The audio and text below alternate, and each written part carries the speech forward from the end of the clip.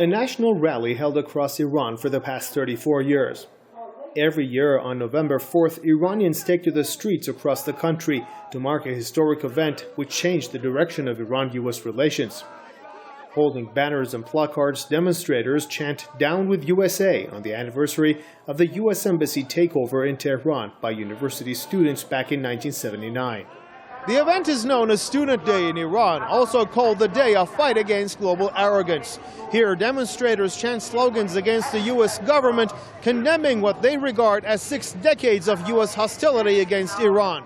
The latest rally took place as both Iran and the U.S. recently took steps towards easing diplomatic tensions after 3 decades. Despite calling for a softer tone in this year's demonstration by some political groups, this year's event appeared much bigger than previous years. We are not against American people, we are not against American nations, but in fact we are against American governments because they make a lot of war in the world. They kill thousands and thousands of children and women for what?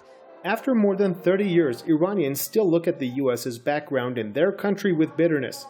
They blame America for a series of issues, such as the 1953 U.S.-led coup in support of Iran's monarch against the elected Prime Minister Mohammad Mossadegh, supporting Saddam Hussein against Iran during the Iraq-Iran War, shooting down an Iranian airliner with 300 passengers on board, imposing unilateral anti-Iran sanctions, and blocking Iran's assets in the U.S.